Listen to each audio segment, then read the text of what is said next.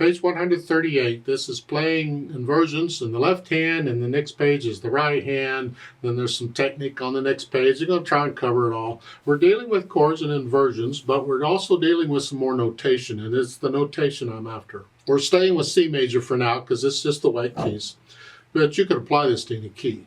The C chord broken, blocked. Then first inversion, second version, but again, it's the notation I'm after.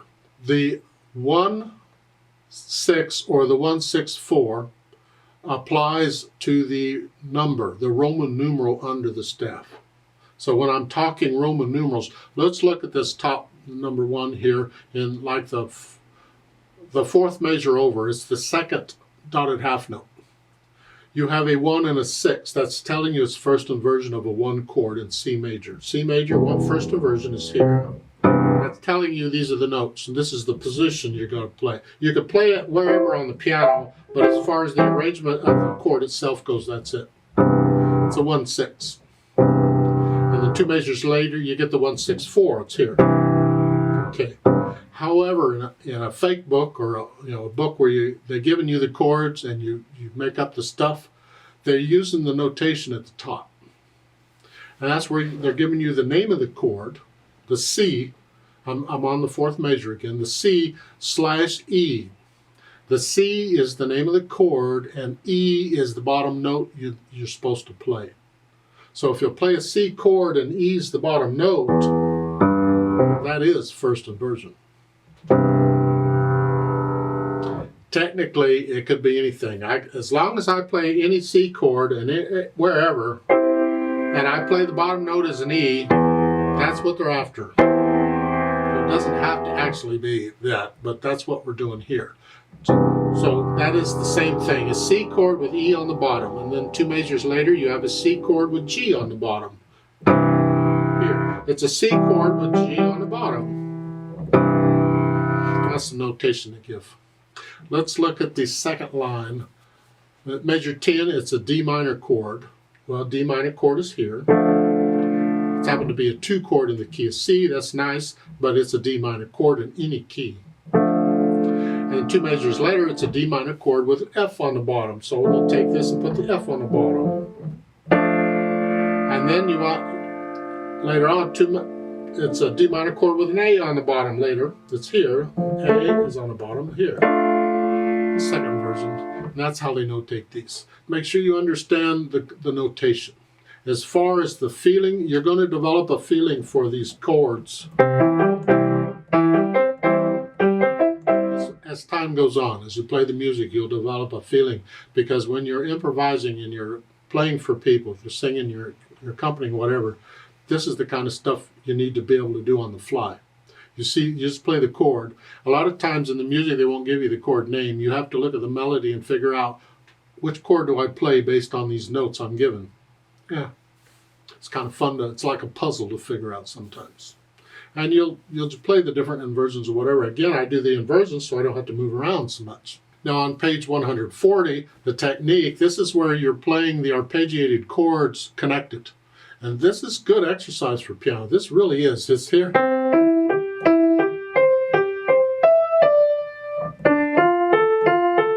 I'm just doing the inversions. And just go up the keyboard. So again, it's C here, 1, then D, next one, next one. Just go up the keyboard. It's a sequence going up, and you really ought to go back down here. Here. So I'm just ending on an F. Stay within the chord. Do it in both hands. They're showing both hands here, one at a time. Here.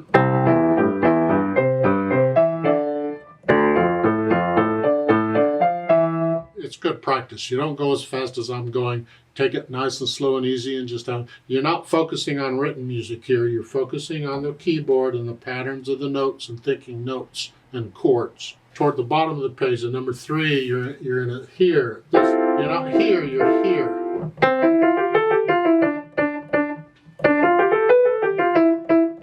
sequence going up. You just want to play sequences going up and down, then get the Hanon book, Virtuoso Pianist. He's got all kinds of patterns of sequences going up and down. You can knock yourself out with that.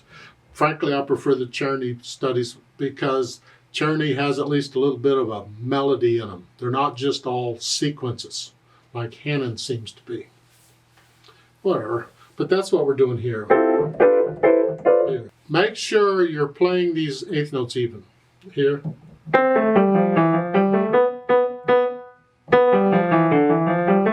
can do them together. Here if you want.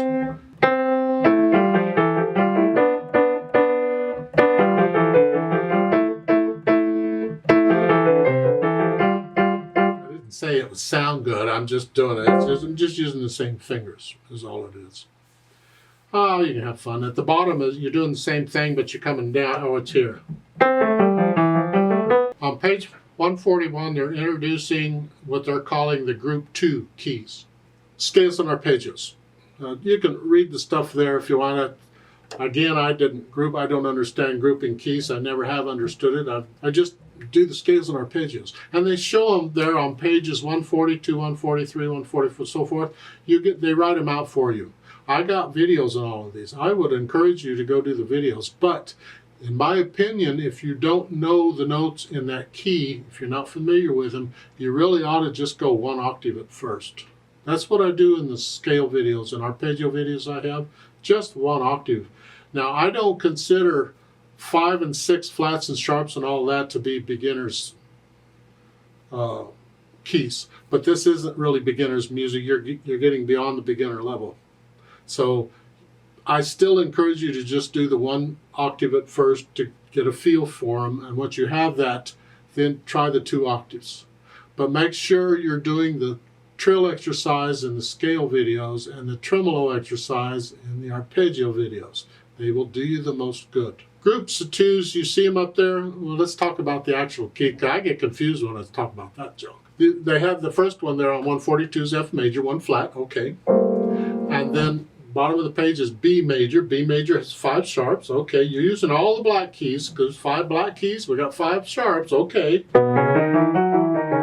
That one. The fingering's a little different now on these. When you start getting into all these black keys, it's not going to be like it is in C major. It's going to be a different fingering.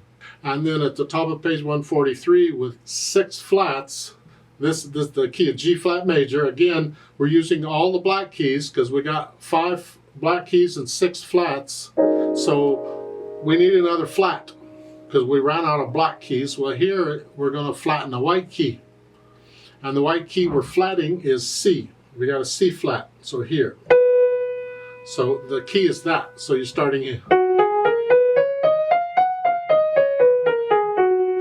If you follow the pattern, whole, whole, half, whole, whole, whole, half pattern, it follows it, because that's the pattern for a major scale.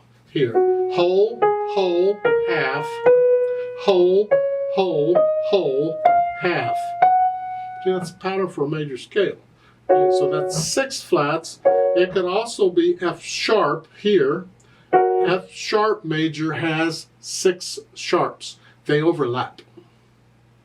And this is the key that really does it, overlaps. Because it's 6 either way. It's 6 flats with 6 sharps. So it could be G flat, it's 6 flats. F sharp, it's 6 sharps. D flat has 5 flats, bottom page here, but it's also 7 sharps. They overlap. We just don't use 7 sharps very often. 7 sharps, every key is sharped. But in here, we're just using 5 flats, so that's here. It's usually easier to read 5 flats than 7 sharps. But in my opinion, if you know the scales, it doesn't matter. I can read 7 sharps and 7 flats as easily as I can read 2 sharps and 2 flats, because I'm simply playing the keys in the scale. I don't know what they are. I don't know why they're grouped together. Your teacher can explain that. I really don't care why they're grouped together. That's why I don't know. I haven't bothered to go look it up. But that's what they are. So I guess these are probably some of the keys we're going to be covering here. Good luck. Don't give up yet. We'll get through this slowly. I don't know how slow it is, but okay. Let me know if you have questions.